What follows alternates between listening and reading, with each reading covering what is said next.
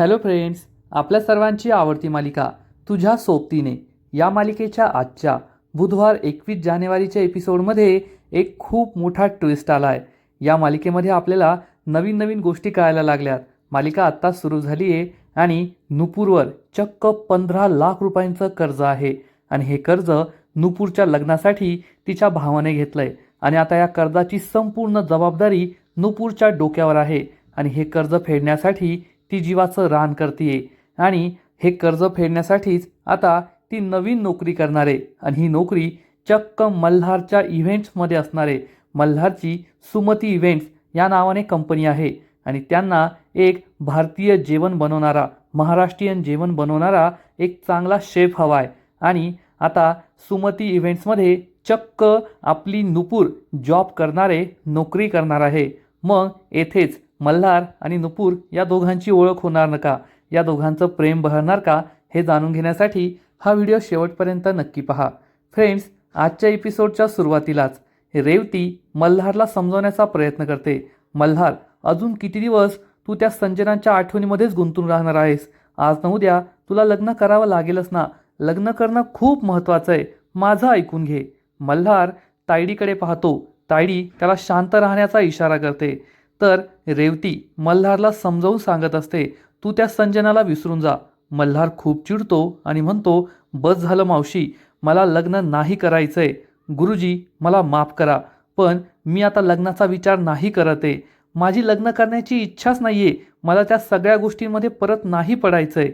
रेवती त्याला समजवण्याचा प्रयत्न करत असते, पण मल्हार नकारच देत असतो. त्यामुळे तायडी खूप खुश होते, कारण मल्हारने लग्न करू नये अशीच तायडीची इच्छा असते. रेवती तिला समजावून सांगते, असं काय करतोयस तू? ठीक आहे, मी गुरुजींना सांगते. असं म्हणून रेवती ही गुरुजींना म्हणते, गुरुजी तुम्ही मल्हारचं काहीच ऐकू नका, तुम्ही तुमची प्रोसेस सुरू करा. मुलगी पहा, एखाद्या चांगल्या मुलीशी मल्हारचं लग्न आपण लावून देऊया, म्हणजे तो सगळ्या जुन्या गोष्टी विसरून जाईल आणि पुन्हा एकदा त्याचा संसार सुरळीत होईल.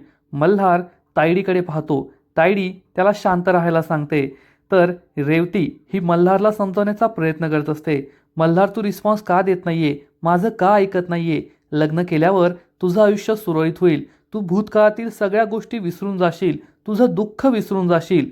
पण मल्हार म्हणतो, नाही काकू, मला हे लग्न नाही करायचंय, असं तो ठामपणे रेवतीला सांगतो. तर इकडे आशा ही सुद्धा नुपूरला म्हणते, नुपूर आता तू तुझ्या नवीन आयुष्याला सुरुवात करायला हवी. पण नुपूर स्पष्ट शब्दात नकार देते. आशा म्हणते, का नकोय? तू लग्न केलं तर तुला आयुष्याची जोडीदार मिळेल, आयुष्याचा सोबती मिळेल. तर नुपूर ही आशाला म्हणते, तुम्ही आहात ना माझ्या सोबती, मग मला दुसऱ्या जोडीदाराची गरज नाहीये.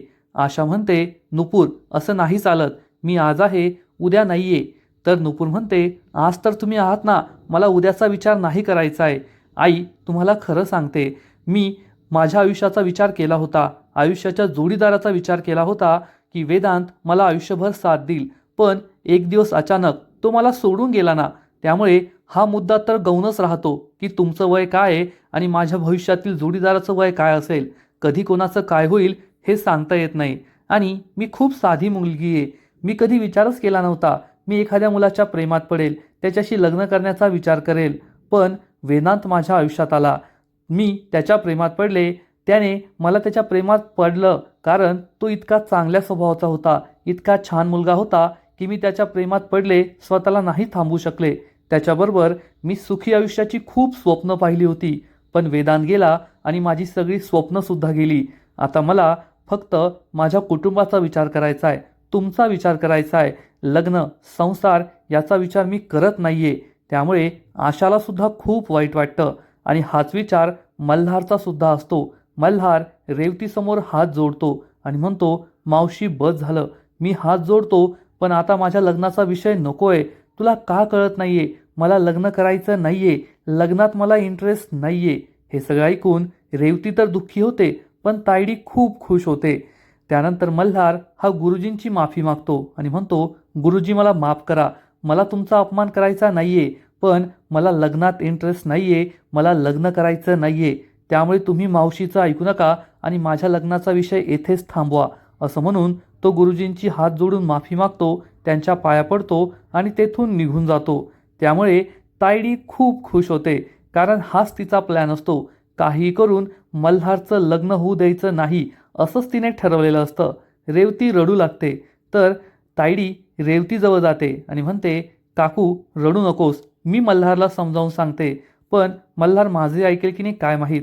तू तुझी बीपीची गोळी घेतली का? तर रेवती सांगते, नाही घेतली, मी माझं पाहते, तू मल्हारकडे जा, त्याच्याकडे लक्ष दे. तायडी हो म्हणते. ती उभी राहते आणि गुरुजींना हात जोडून माफी मागते की गुरुजी माफ करा, मल्हार चिडलाय ना म्हणून तो असं बोलला, तुम्ही त्याच्यावर रागावू नका. गुरुजी म्हणतात, नाही नाही तसं काहीच नाही आहे, मी नाही रागावलो आहे. आणि तायडी ही मल्हारकडे निघून जाते. सगळेजण गेल्यानंतर गुरुजी मल्हारची पत्रिका पाहतात आणि म्हणतात, मल्हार कितीही नाही म्हटला पण त्याच्या पत्रिकेत लग्नाचा योग आहे आणि लवकरच त्याचं लग्न होणार आहे. हे ऐकून रेवतीला खूप आनंद होतो आणि ती मल्हारच्या आईच्या फोटोकडे सुमतीकडे पाहते आणि लवकरच तुझ्या मुलाचं लग्न होईल म्हणून रेवती खूप खुश झालेली असते. तर इकडे मल्हार हा घराच्या बाहेर येतो तेव्हा त्याला 1 वर्षांपूर्वी काय घडलं होतं ते आठवतं की त्याचं संजनाशी लग्न ठरलं होतं. त्याची हळद होती आणि त्याच दिवशी संजनाने लग्नाला नकार दिला होता. हे आठवून त्याला खूप राग येतो आणि तो आपला हात जोरात लोखंडाच्या रेलिंगवर मारतो आणि त्याच्या हाताला जखम होते, रक्त वाहू लागतं. आणि तायडीचे वडील हे सगळं पाहतात. तायडीचे वडील तायडीला म्हणतात, पाहिलंस का, जवळपास त्या घटनेला 1 वर्ष झालंय पण मल्हारची जखम अजूनही तशीच भळबळतीये, ती तू काही बुजू दिली नाहीये, बरी होऊ दिली नाहीये. तर तायडी बाबांना सांगते, हो बाबा, आणि ती जखम मी कधीच भरू देणार नाही, कारण जोपर्यंत मल्हारचं लग्न होत नाही तोपर्यंत हा संपूर्ण बिझनेस आपल्या हातात असणार आहे. या बिझनेसवर आपला जो हक्क होता तो त्यांनी हिसकावून घेतलाय ना, आणि तो हक्क मला परत मिळवायचा आहे. या बिझनेसवरचं खानविलकरांचं नाव मला काढून टाकायचं आहे आणि संपूर्ण बिझनेस माझ्या नावावर करून घ्यायचा आहे. आणि त्यासाठी मल्हारचं लग्न मी कधीच होऊ देणार नाही, कारण मल्हारचं लग्न झालं, त्याची बायको या घरात आली की त्या बायकोचा त्या बिझनेसवर हक्क असेल आणि मल्हार माझ्यापासून दूर जाईल. मी म्हणेल तो ते ऐकणार नाही. त्यामुळे मी मल्हारचं लग्न कधीच होऊ देणार नाही. आता तुम्ही जा इथून. तायडीचे बाबा तेथून निघून जातात. तर इकडे नुपूर ही वेदांच्या आठवणींची बॅग काढते. या बॅगमध्ये वेदांच्या सगळ्या आठवणी असतात. त्याने नुपूरला पाठवलेली ग्रीटिंग्स असतात. त्याचबरोबर नुपूरला पाठवलेले एक प्रेमपत्रसुद्धा असतं. नुपूर हे प्रेमपत्र वाचते तर यामध्ये वेदांतने लिहिलेलं असतं, प्रिय नुपूर, हे पत्र फक्त शब्दांचं नाही तर हे माझ्या मनाचं प्रतिबिंब आहे. आणि त्याने आपल्या लग्नाबद्दल, नुपूरवरच्या प्रेमाबद्दल सगळ्या भावना लिहिलेल्या असतात. नुपूर हे पत्र पाहून रडू लागते. तिच्या डोळ्यातून पाणी येतं. नुपूरला या बॅगमध्ये वेदांतने तिला दिलेला परफ्यूम दिसतो. ती या परफ्यूमचा सुगंध घेते आणि तिच्या डोळ्यातून अश्रू वाहू लागतात. ती वेदांतला म्हणते, वेदांत, तू मला वचन दिलं होतंस ना की आयुष्यभर माझी साथ देशील, कधीही मला सोडून जाणार नाही, पण तू खोटं बोललास, फसवलंस मला आणि मला सोडून गेलास. नुपूर खूप इमोशनल होते. नुपूर वेदांतला म्हणते, वेदांत, तू मला सोडून गेलाय पण आता मी ठरवलंय की आयुष्यात जगायचं, हार नाही मानायची. मी आईंना सांभाळतीये आणि आता त्याच माझ्या आयुष्यभराच्या सोबती आहेत. फ्रेंड्स, खरंच हा सीन खूप इमोशनल आहे आणि नुपूरने या सीनमध्ये खूप छान ॲक्टिंग केली आहे. हे पाहताना तुमच्यासुद्धा डोळ्यात पाणी येईल एवढं मात्र नक्की.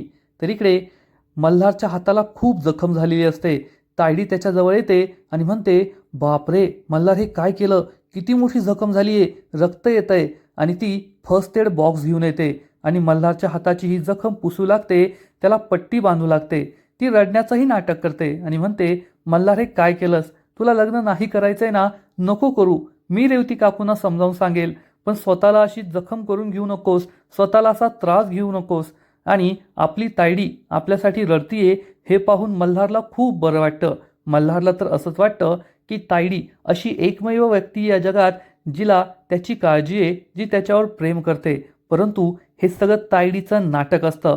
मल्हारच्या प्रॉपर्टीसाठी, त्याच्या बिझनेससाठी ती त्याच्या तोंडावर गोड वागतीये आणि पाठीमागे कट कारस्थानं करतीये. पण मल्हारला हे माहीत नसतं. मल्हार चिडून म्हणतो, तायडे, मला हेच कळत नाहीये, रेवती मावशी असं का करतीये, तिला माझं लग्न करून द्यायची का इच्छा आहे, लग्न करून कोण सुखी आहे, रेवती मावशीचा नवरासुद्धा तिला सोडून गेलास ना. हे ऐकून तायडी म्हणते, हे काय बोलतोयस मल्हार तू, ते आपले काका होते. मल्हार म्हणतो, हो हो, ते आपले काका होते, पण काकासुद्धा रेवती मावशीला सोडून गेलेच ना. त्यांच्या आयुष्यात सुख आहे का? आणि तुम्हाला असं एक तरी जोडीदार सांग ना, जे एकमेकांबरोबर सुखी आहे, लग्न केल्यानंतर त्यांच्या आयुष्यात आनंद आहे. मला संजनाची आठवण नाही येत. ती जे काही वागली ते वागली, परंतु माझा लग्न संस्थेवरच विश्वास नाहीये. लग्न करून कुणीच सुखी नाहीये, म्हणून मला सुद्धा लग्न करायचं नाहीये, असं म्हणून मल्हार खूप चिडलेला असतो. तेव्हा तायडी त्याला शांत करते आणि म्हणते, बस झालं मल्हार, आता रागराग करू नको, शांत हो. तेव्हा कुठे मल्हार शांत होतो. तर इकडे नुपूर ही वेदांच्या आठवणीकडे डोळे लावून बसलेली असते आणि म्हणते, वेदांत, तू मला सोडून गेलास, पण आता मी तुझ्या आठवणींबरोबरच आयुष्यभर जगणार आहे. मला दुसरं लग्न नाही करायचंय. आई मला समजवण्याचा प्रयत्न करताय की तू दुसरं लग्न कर, पण तुझ्या या आठवणीच माझ्या आयुष्यभरच्या सोबती आहेत. मला लग्नही नाही करायचंय आणि दुसऱ्या जोडीदाराचा विचारही नाही करायचा आहे. आता आईच माझ्या जोडीदार आहेत आणि त्यांच्या सोबतीनेच मला माझं उरलेलं आयुष्य जगायचं आहे. मी क्लाउड किचन करतीये, उपाशी लोकांची पोटं भरतीये आणि त्यातच मला खूप आनंद मिळतोय आणि मला आयुष्यभर हेच करत राहायचंय, असा विचार करून नुपूर वेदांच्या या आठवणींमध्ये हरवून गेलेली असते. वेदांत आज या जगात नाहीये, पण वेदांच्या या आठवणी नुपूरबरोबर आहेत आणि या आठवणींवरच आयुष्य जगायचं आणि नुपूर ही याच गोष्टीचा विचार करत असते. तर इकडे मल्हार हा तायडीला विचारतो, तायडी, तू लग्न केलं नाहीये, तू खुश नाहीयेस का? तू दुःखी आहेस का? तर तायडी ही खूप इमोशनल झाल्याचं नाटक करते आणि म्हणते, मल्हार, असंच असतं, लग्नाचं वय झालं की सगळे मागे लागतात, लग्न कर लग्न कर. माझ्याबरोबर सुद्धा असंच झालं होतं. जेव्हा माझ्या लग्नाचं वय झालं आणि त्याच वेळेस काका काकू हे जग सोडून गेले. सगळे मला असंच म्हणाले की लवकरात लवकर लग्न कर, नाहीतर तुला 3 वर्ष लग्न नाही करता येणार. तर मी म्हणाले, ठीक आहे, नाही करता आलं तर नाही करता आलं, कारण मला तुझी काळजी वाटत होती मल्हार. तुला आठवतंय का, जेव्हा काका काकू हे जग सोडून गेले तेव्हा तुझी काय अवस्था झाली होती? दिवस रात्र तू कुठेतरी जाऊन बसायचा, शून्यात पाहत बसायचा आणि माझा भाऊ इतक्या मोठ्या दुःखात असताना मी लग्न करून सुखी व्हायचं, स्वतःचा संसार करायचा, मी याचा विचार नाही करू शकले, एवढा स्वार्थी विचार नाही करू शकले, म्हणून मी कधी लग्नच नाही केलं, कारण माझा भाऊ माझ्यासाठी खूप महत्त्वाचा आहे. आणि मग तायडी चक्क संजनाचा विषय काढते आणि म्हणते, ती संजना मला एकदा भेटायला हवी. मल्हार म्हणतो, जाऊ दे ना तायडे, तिचं नाव नको काढू. तर तायडी म्हणते, का नको काढू? त्या संजनामुळेच तुझी ही अवस्था झाली आहे. नालायक मुलगी कुठली, ऐन वेळेस तुला सोडून गेली, तुझ्याबरोबर प्रेमाचं नाटक केलं. मला असं वाटलं चांगली मुलगी आहे, तुझ्या आयुष्याचं भलं होईल, सुखाचा संसार होईल तुझा, पण नाही, तिने तुझा वेळेवर धोका दिला. ती नालायक मुलगी मला भेटली ना तर तिचा खून करेल मी, खून, तिला सोडणार नाही. मल्हार खूप चिडतो. संजनाचं नाव ऐकून त्याला त्रास होत असतो आणि ही गोष्ट तायडीला माहीत असते. त्यामुळे तायडी ही जाणूनबुजून त्याच्यासमोर संजनाचं नाव घेत असते. तेव्हा मल्हार म्हणतो, तायडी, बस झालं, मला लग्नाचा विषय नकोय, त्याविषयी मला बोलायचंच नाहीये. तर तायडी त्याला म्हणते, ठीक आहे, मी तुझ्यासमोर लग्नाचा विषय नाही काढणार, पण मला वचन द्यायचं, पुन्हा स्वतःला असा त्रास नाही करून घ्यायचा, नाहीतर मी आयुष्यभर तुझ्याशी बोलायची नाही. मल्हार हसू लागतो, कारण त्याला वाटतं की तायडी असं कधीच करू शकत नाही आणि त्याच्याशी कधीच अबोला धरू शकत नाही. तर तायडी विचारते, हसतोस काय? खरंच मी तुझ्याशी आयुष्यभर कधी बोलणार नाही, स्वतःला असा त्रास पुन्हा कधीच करून नाही घ्यायचा. चल झोप आता, उद्या सकाळी तुझी मीटिंग आहे ना, झोप झाली पाहिजे. मल्हार हो म्हणतो आणि झोपायला जातो. त्यामुळे तायडी खूप खुश होते. म्हणजे तायडी ही या 2 म्हणींवर कायम आहे की दाखवायचे दात वेगळे आणि खायचे दात वेगळे आणि मुँह में राम बगल में छुरी. तायडीला या म्हणी अक्षरशः लागू पडतात, कारण तिचा हाच प्लॅन आहे, मल्हारशी आणि घरातील सगळ्यांशी गोडगोड बोलायचं आणि मग पाठीमागून सगळ्यांवर वार करायचे, त्यांना घायाळ करायचं आणि मल्हारबरोबर तेच करतेय. त्यामुळे तायडी ही मल्हारची खूप विश्वासार्ह आहे, एवढं मात्र नक्की. आणि मग त्यानंतर दुसरा दिवस उजाडतो आणि नुपूर तिच्या घरी असते. त्याच वेळेस आशा तिच्यासमोर एक डब्याची पिशवी पकडते. ही पिशवी पाहून नुपूरला आश्चर्य वाटतं. आशा समोर येते आणि विचारते, कशी वाटली पिशवी? नुपूर म्हणते, आई, किती सुंदर पिशवी आहे, तुमच्या जुन्या साडीची बनवली आहे ना तुम्ही? तर आशा सांगते, हो, माझी साडी विरली होती, विचार केला काहीतरी बनवावं, छान आहे ना पिशवी? नुपूर सांगते, हो, खरंच खूप छान आहे पिशवी, मला तर वाटतं या पिशवीमुळे माझे 10 डबे वाढतील. आशा म्हणते, काही काय बोलतेस? तर नुपूर तिला सांगते, आई खरंय हे, खरंच तुम्ही माझे एकदम परफेक्ट पार्टनर आहात आणि या पिशवीमुळे खरंच माझे लोक वाढतील. लोकांना ही पिशवी खूप आवडेल आणि मला आणखीन डबे मिळतील. तुम्ही एकदम भारी पिशवी शिवली आहे. खरंच आपण दोघी एकदम योग्य पार्टनर आहोत. असा विचार करून नुपूर आणि आशा या दोघी खूप खुश होतात. या दोघीही एकमेकींना घट्ट मिठी मारतात. तर इकडे मीना ही चावरे वकिलाला भेटायला आलेली असते, पण चावरे वकील अजून आलेला नसतो. त्यामुळे मीना विचार करते, कुठे गेलाय काय माहीत, यायला किती उशीर झालाय. आणि त्याच वेळेस चावरे वकील तेथे येतो आणि त्याची एंट्री एखाद्या साऊथ पिक्चरच्या हिरोसारखी दाखवली आहे. डोळ्यावरचा चष्मा, त्यानंतर हेअरस्टाईल करणं, शर्टिंग हे सगळं करतो तो आणि मीना समोर येतो आणि म्हणतो, सिस्टर इन लॉ आलोय मी. तेव्हा मीना त्याला म्हणते, काय चावरे वकील, यायला एवढा उशीर लावला का तुम्ही? तर चावरे वकील म्हणतो, ओ चावरे वकील नाही, चित्तरंजन चावरे ॲडव्होकेट असं म्हणा मला. तर मीना म्हणते, हो तेच तेच, तुमचं एवढं मोठं नाव घेऊपर्यंत ना तुमची ती होणारी बायको नुपूर दुसऱ्या एखाद्याचा हात पकडून पळून जाईल, तेव्हा कळेल तुम्हाला. चावरे वकील म्हणतो, असं कसं पळून जाईल? तिला इम्प्रेस करायला तर मी इतका सजून धजून आलोय. तर मीना म्हणते, हो हो झालं ना तुमचं सजून धजून, आता चला लवकर, लवकरात लवकर तिला पटवा आणि तिच्या आधी त्या आशाला पटवा. आशाला पटवलं तर नुपूर पटेल आणि मगच तुमच्या दोघांचं लग्न होईल. म्हणजे मीनाने प्लॅन बनवलाय या चावरे वकिलाबरोबर, या वयस्कर माणसाबरोबर नुपूरचं लग्न लावून द्यायचं आणि नुपूरला कायमचं घरातून घालून द्यायचं आणि ती या चावरे वकिलाला आपल्या घराकडे घेऊन येते. तर इकडे नुपूर आणि आशा ही पिशवी पाहत असतात. तेव्हा आशा म्हणते, याचा पदर तर खालीवर आलाय, थोडं चुकलं, किती लक्ष देऊन मी केलं होतं. तर नुपूर आशाला समजावून सांगते, ओ आई, निसर्गाच्या ज्या रेषा असतात त्या कधी पट्टीने आखल्यासारख्या सरळ असतात का? नाही ना, त्या वेड्यावाकड्याच असतात आणि त्यालाच नॅचरल ब्युटी म्हणतात. आणि आजकाल नॅचरल ब्युटीला खूप महत्त्व आहे. आखीव रेखीवपेक्षा असं वेडवाकडंच छान दिसतं, त्यामुळे हे असंच राहू द्या. आशा म्हणते, खरंच का?